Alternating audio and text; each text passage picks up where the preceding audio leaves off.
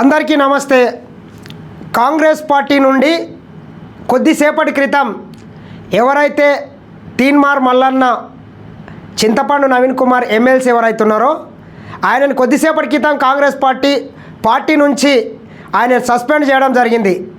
మరి ఎవరైతే నూతనంగా ఏఐసిసి తెలంగాణ రాష్ట్ర ఇన్ఛార్జిగా బాధ్యతలు స్వీకరించినటువంటి వ్యక్తి ఎవరైతే ఉన్నారో ఇది కాంగ్రెస్ పార్టీకి తీన్మార్ మల్లన్నని సస్పెన్షన్స్కి సంబంధించినటువంటి లెటర్. ఇది క్రమశిక్షణ కమిటీ చైర్మన్ జి చిన్నారెడ్డి ఈ లెటర్ను విడుదల చేయడం జరిగింది అఫీషియల్గా. మరి మనం ఒకసారి చూసుకున్నట్లయితే ఏఐసిసి ఇన్ఛార్జ్ మీనాక్షి నటరాజన్ నిన్న మీనాక్షి నటరాజన్ ఏఐసిసి తెలంగాణ ఇన్ఛార్జిగా నిన్న ఆమె బాధ్యతలు తీసుకున్నది. బాధ్యతలు తీసుకొని 24 గంటలు గడవకన్నా ముందే మరి కాంగ్రెస్ పార్టీల్లో ఉంటూ కాంగ్రెస్ పార్టీ ఎమ్మెల్సీగా కొనసాగిస్తూ ఏదైతే ఈ దేశ చరిత్రలోనే ఏ రాష్ట్రంలో చేయనటువంటిగా తెలంగాణ రాష్ట్రంలో కులగణన జరిగింది. మరి ఈ కులగణనకు సంబంధించినటువంటి పత్రాలను తెలంగాణ రాష్ట్ర ప్రభుత్వం అసెంబ్లీలో ప్రవేశపెట్టిన తర్వాత ఈ తెలంగాణ ప్రభుత్వం చేసినటువంటి కులగణన ఏదైతుందో ఇది మొత్తం తప్పుల తడక అని చెప్పి తీన్మార్ మల్లన్న ఆలియా చింతపండు నవీన్ కుమార్ గారు వాటిని తన సోషల్ మీడియాకు సంబంధించినటువంటి ఛానల్ క్యూ న్యూస్లో వెళ్ళి ఏదో మరి మండలిలో అయితే మంచిగానే మాట్లాడిండు. దాని గురించి అంత పెద్ద వ్యతిరేకత అయితే ఆయన వ్యతిరేకించలేదు. కానీ ఆయన ఇంటికి వెళ్ళిన తర్వాత క్యూ న్యూస్ ఆఫీస్లో ఆయన దగ్గరికి వెళ్ళి క్యూ న్యూస్ ఆఫీస్కి వెళ్ళి కులగణనకు సంబంధించినటువంటి పత్రాలను మొత్తం ఆయన కాల్చివేయడం జరిగింది. కాల్చివేయడంతో పాటు కాంగ్రెస్ పార్టీ మీద, కాంగ్రెస్ పార్టీ ప్రభుత్వం మీద, నోటికి ఎంత వస్తే అంత ఒక సామాజిక వర్గం మీద ఇక ఇద్దాగుండి అద్దాగుండి అని అన్పార్లమెంట్ వాడుతూ కొంత కాంగ్రెస్ పార్టీని ఇబ్బందులకు గురి చేసే ప్రయత్నం చేద్దామని తీన్మార్ మల్లన్న చూసిండు. మరి దీనికి సంబంధించి క్రమశిక్షణ కమిటీ ఏదైతే ఉన్నదో ఆయన చేసినటువంటి వ్యాఖ్యల్ని ఉపసంహరించుకోవాలి. నీవు చేసినటువంటి ఈ పత్రాలని ఏవైతే తగలబెట్టినావో ఆ పత్రాలకు తగలబెట్టిన దానికి సంబంధించినటువంటి దాన్ని కూడా ఫిబ్రవరి 5 తారీఖు రోజు ఆయన పత్రాలు తగలబెడితే ఫిబ్రవరి 12 తారీఖు లోపు వివరణ ఇవ్వాలని చెప్పి తీన్మార్ మల్లన్నకు కాంగ్రెస్ పార్టీ క్రమశిక్షణ కమిటీ షోకాజ్ నోటీసులు పంపించింది. మరి తీన్మార్ మల్లన్న షోకాజ్ నోటీసులకు ఎటువంటి రీప్లై ఇవ్వకుండా మీరు ఏం చేసుకుంటారో చేసుకోండి, అవసరమైతే నన్ను సస్పెండ్ చేయండి అంటే తీన్మార్ మల్లన్న ఆయన స్ట్రాటజీ ఏముందని నేను అనుకుంటున్నానంటే ఆయన ఈ బీసీలను అడ్డం పెట్టుకొని ఈ తెలంగాణ రాష్ట్రంలో 4.5 కోట్ల ప్రజలుంటే దాదాపు 2 కోట్ల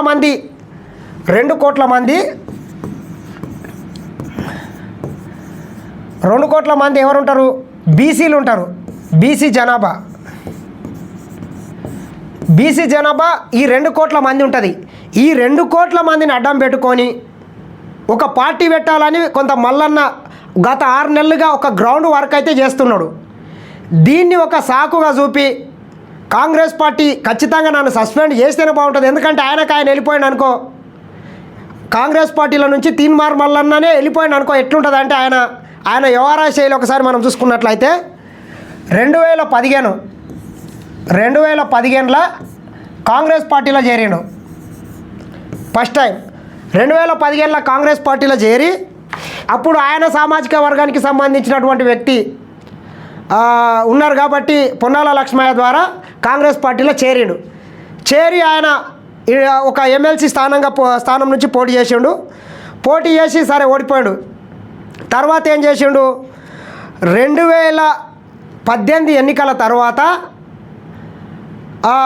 కాంగ్రెస్ పార్టీని విడిపోయి కాంగ్రెస్ పార్టీకి రాజీనామా చేసి అక్కడ ఉత్తమ్ కుమార్ రెడ్డి గారు పార్లమెంటు స్థానానికి కూడా గెలవడంతో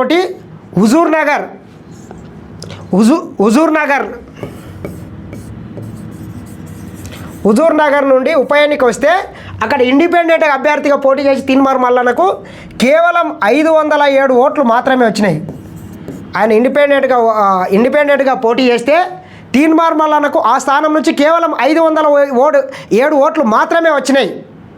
తర్వాత అక్కడి నుండి మళ్ళీ కాంగ్రెస్ పార్టీకి రాజీనామా చేసిండు కాబట్టి మళ్ళీ కొంతకాలానికి 2023లో ఎమ్మెల్సీ స్థానాలు వచ్చినాయి. ఎమ్మెల్సీ ఎన్నికలు జరిగితే ఆ ఒక్క ఎన్నికల్లో మాత్రం ఆయన ఇండిపెండెంట్గా వేసి దాదాపు 1,00,000 ఓట్లు సాధించాడు. 1,00,000 ఓట్లు సాధించి 1,00,000 ఓట్లు సాధించాడు. 1,00,000 ఓట్లు సాధించడంతో మల్లన్న దగ్గర విపరీతమైన ఇక శక్తిగా ఎదిగిన అని చెప్పి ఆయన అనుకున్నాడు. ఓడిపోయాడు. ఆయన ఓడిపోవడంతో ఆయన మీద విపరీతమైనటువంటి ఆ రోజు ఉన్నటువంటి బీఆర్ఎస్ ప్రభుత్వం ఆయన మీద చాలా కేసులు పెట్టి 2 సార్లు జైళ్ళకు తరలించి ఆయనను ఇబ్బంది పెట్టే ప్రయత్నం చేస్తే అప్పుడు మల్లన్న మళ్ళీ ఏం చేసిండు, ఎంబడే ఢిల్లీ పోయి నరేంద్ర మోడీ కాళ్ళు పట్టుకొని, అమిత్ షా కాళ్ళు పట్టుకొని ఈ కేసుల నుంచి నన్ను కాపాడని మహాప్రభు అని చెప్పి ఢిల్లీ పెద్దల కాళ్ళ మీద పడ్డాడు. ధర్మపురి అరవింద్ ఆయన కులానికి సంబంధించినటువంటి మునూరు కాపు ఆయన నమ్మి ఈయనను తీసుకొని పోయి ఢిల్లీలో అమిత్ షా సమక్షంలో బీజేపీ పార్టీలో చేరాడు. బీజేపీ పార్టీలో చేరిన తర్వాత ఆయనకు అన్ని కేసులలో బెయిల్ వచ్చినాయి. అంతకుముందు బీఆర్ఎస్ ప్రభుత్వం ఏం చేసింది, ఒక కేసులో బెయిల్ వస్తే ఒక కేసులో బెయిల్ వస్తే అట్లా దాదాపు మళ్ళీ నన్ను ఒక 100 రోజుల వరకు జైల్లో ఉంచగలిగాను. ఇక ఇట్టేనుంటే నేను దాదాపు ఇంకా 2-3 సంవత్సరాలు అయినా నేను జైల్లో నుంచి బయటికి రావడం కష్టమని చెప్పి ఢిల్లీలో పోయి అమిత్ షా మోడీ కాళ్ళు పట్టుకొని బీజేపీలో చేరి కండువా కట్టుకొని నేను ఏదైతే ఈ రసీదు ఉందో నేను ఈ బీజేపీ సభ్యత్వం తీసుకున్నా ఈ రసీద్తోని తెలంగాణలోకి వచ్చి ఇక్కడ ఉన్నటువంటి ప్రభుత్వాన్ని ఉరిదీస్తా అని చెప్పి పెద్ద మాటలు మాట్లాడాను మల్లన్న. తర్వాత మరి ఏమైందో కొద్ది కాలానికే జరిగినటువంటి ఎన్నికలలో తెలంగాణ రాష్ట్ర వ్యాప్తంగా కొంత బీఆర్ఎస్ ప్రభుత్వం మీద విపరీతమైనటువంటి వ్యతిరేకత రావడం, అదేవిధంగా ఆల్టర్నేట్గా కాంగ్రెస్ పార్టీ అధికారంలోకి రాబోతుందని పెద్ద ఎత్తున అన్ని సర్వే సంస్థలు చెప్పడంతో ఎంబడే ఆయన బీజేపీకి రాజీనామా చేసి మళ్ళీ కాంగ్రెస్లో చేరాడు. ఇట్లా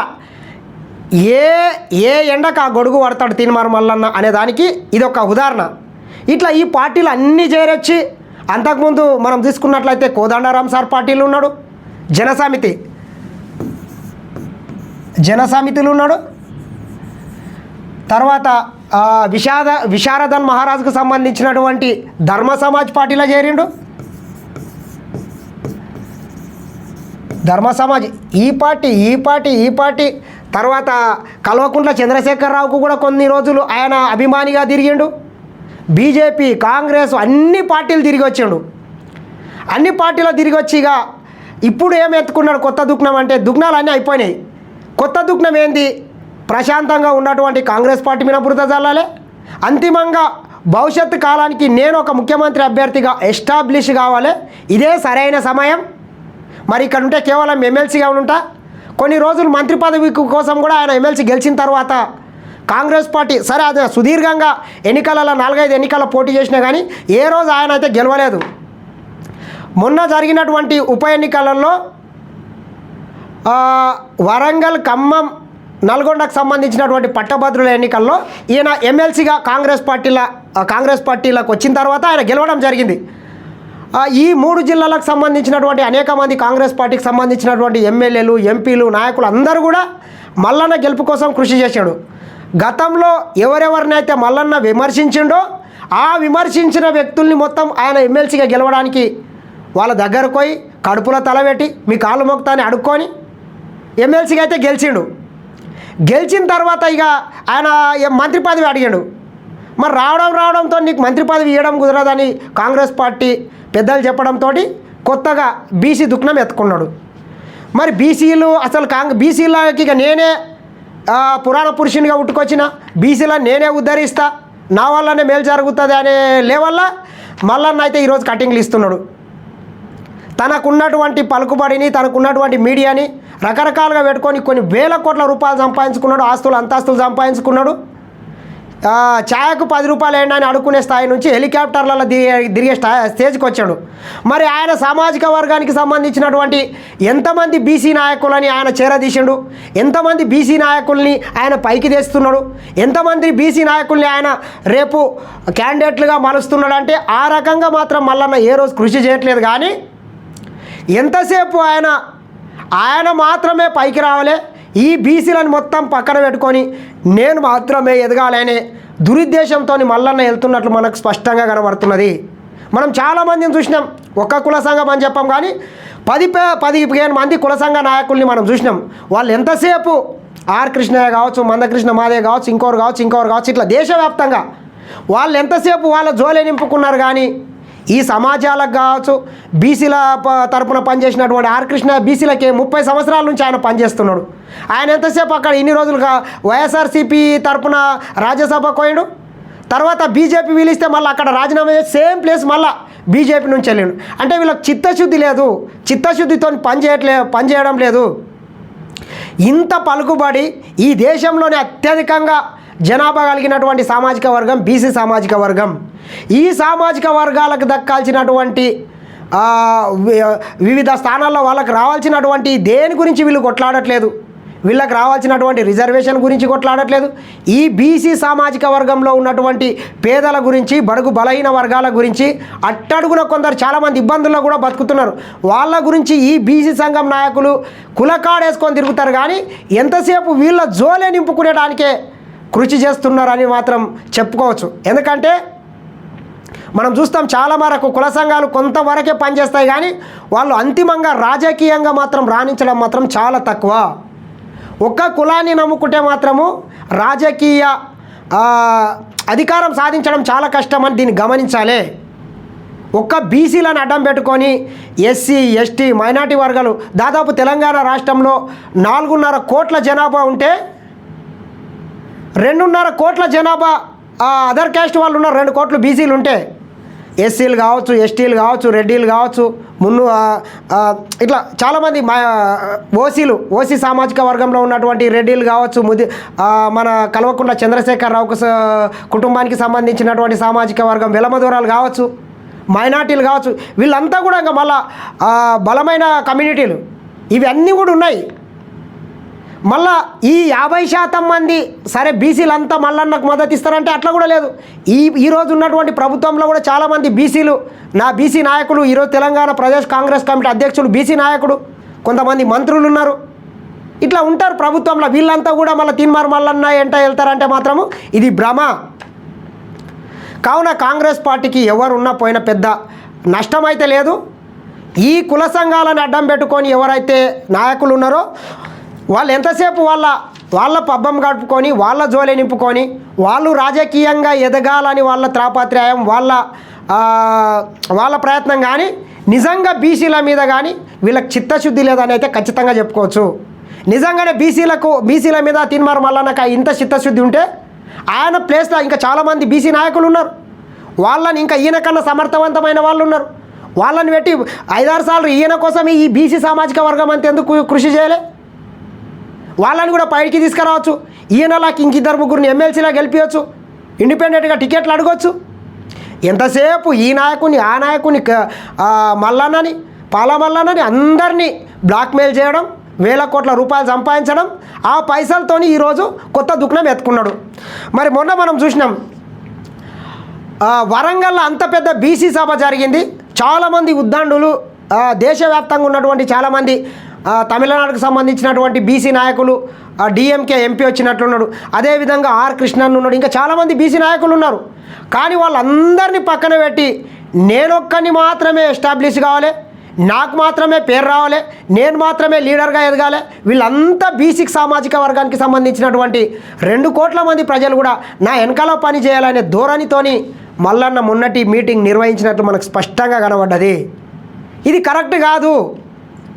నీవు ఇన్ని రోజులు ఈ రెడ్డి సామాజిక వర్గం, ఓసీలు వాళ్ళని వీళ్ళని తిడుతున్నావు, కానీ అంతిమంగా ఈ బీసీలనంతా ఎంబడి కట్టుకొని నీ ఒక్కని ప్రయోజనాల కోసం మాత్రమే నీవు పనిచేస్తున్నావు మల్లన్న. ఇది కరెక్ట్ కాదు. దయచేసి ఆలోచన చేయలే. ఈ దేశం ఎటు పోతుంది, కులాల మధ్యన, మతాల మధ్యన, ప్రాంతాల మధ్యన కుంపట్లు పెట్టి అంతిమంగా ఈ రాజకీయ నాయకులు ఏం సాధిస్తారా? ఆలోచన చేయండి.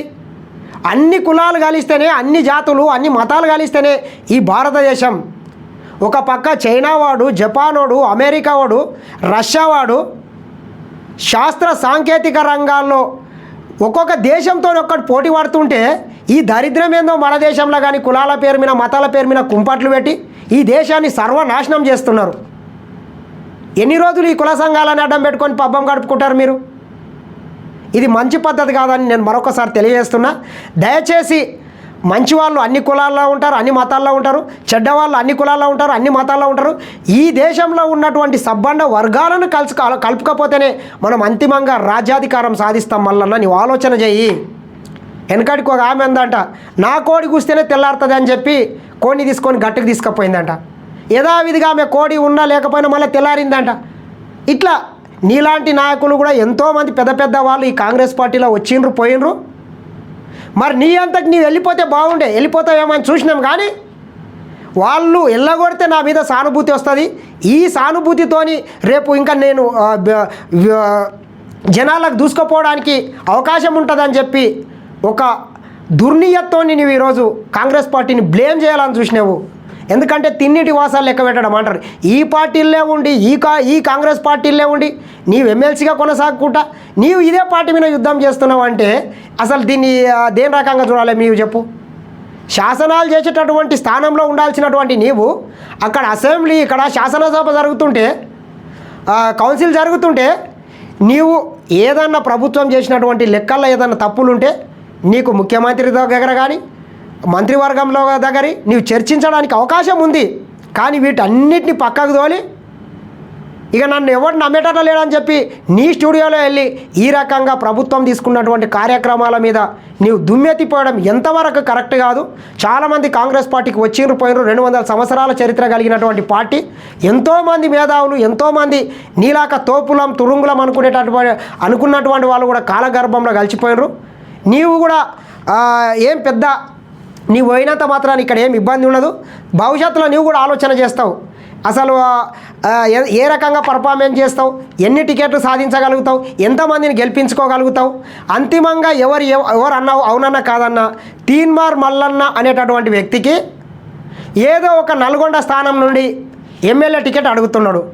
మరి నల్గొండ ప్రాంతం తీసుకున్నట్లయితే మనకు మ్యాక్సిమం అన్ని టికెట్లలో కొంత రెడ్డి సామాజిక వర్గం నేతలు కొంత అక్కడ బలంగా ఉంటారు. కోమటిరెడ్డి వెంకటరెడ్డి కావచ్చు, రాజగోపాల్ రెడ్డి కావచ్చు, ఉత్తమ్ కుమార్ రెడ్డి కావచ్చు, పద్మారెడ్డి కావచ్చు, ఇట్లా మొత్తం చాలామంది ఉంటారు. వాళ్ళు జానారెడ్డి ఫ్యామిలీ కావచ్చు. అత్యధిక స్థానాలు వాళ్ళు ఖచ్చితంగా ఎవరు అవునన్నా కాదన్నా సుదీర్ఘకాలంగా వాళ్ళే గెలుస్తున్నారు. ఇప్పుడు తీన్మార్ మల్లన్న ఒక టికెట్ మీద ఆయన మనసు పడ్డది. ఒక బీసీ నాయకుని టికెట్, అది మళ్ళా ఎవరైతే బీర్లా ఐలయ్య ప్రభుత్వ విప్ ఎవరైతే ఉన్నారో ఆ ఐలయ్య ఒక బీసీ సామాజిక వర్గానికి సంబంధించినటువంటి నాయకుడు. మరి ఆయన ఖచ్చితంగా అక్కడ గట్టి నాయకుడు, మంచిగా పనిచేస్తున్నాడు, ప్రజల్లో తిరుగుతున్నాడు. ఆయన సీటు కాలింది. ఆయన టికెట్ మీద మల్లన్నకు ఆశపడ్డది. రాబోయేటటువంటి ఎన్నికలలో ఈయన తప్పించి నాకు టికెట్ ఇస్తే బాగుంటుందని కూడా ఆ రకంగా కూడా ప్రయత్నం చేసిండ్రు. మరి కాంగ్రెస్ పార్టీ ఎక్కడ సంధి ఇవ్వకపోవడంతో ఈరోజు కొత్త దుఃఖం అయితే ఎత్తుకున్నాడు. మరి కాంగ్రెస్ పార్టీ కూడా మల్లన్న ఏదైతే ఆశిందో అదే రకంగా ఆయనని కాంగ్రెస్ పార్టీ నుంచి కొంత సస్పెన్షన్ వేట అయితే వేసింది. మరి రేపటి నుంచి మల్లన్న ఏ రకంగా నిర్ణయం తీసుకుంటాడు, మరి ఎన్ని రోజులు ఈ పార్టీని నడిపిస్తాడు, మరి బీసీల కోసం ఏ రకంగా ఆయన వర్క్ చేస్తాడు అనేటటువంటిది కొంత మనం చూడాల్సిన అవసరం అయితే ఖచ్చితంగా ఉన్నది. సరే, ఎవరి అవునన్నా కాదన్న పార్టీ అనేటటువంటిది మనకు సరైన ప్లాట్ఫామ్. పార్టీ లేకుండా మల్లన్న చాలా ఎన్నికల్లో పోటీ చేసిండు కానీ డిపాజిట్లు కూడా రాలేదు. పార్టీ జెండా మీద కాంగ్రెస్ పార్టీ శ్రేణులంతా పనిచేస్తే ఆయన ఈరోజు ఎమ్మెల్సీ అయ్యాడు. కావున ఇకనన్నా ఇటువంటి ఊకదంపుడు కావచ్చు, ఇట్లా ఉడత ఊపులకు కూడా కాంగ్రెస్ పార్టీ భయపడే ప్రసక్తి లేదు. ఇటువంటి వాళ్ళు వస్తారు పోతారు. కాంగ్రెస్ పార్టీ మాత్రం స్థిరంగా ఉంటుందని మరొకసారి తెలియజేస్తున్నా. చూస్తూనే ఉండండి SN TV.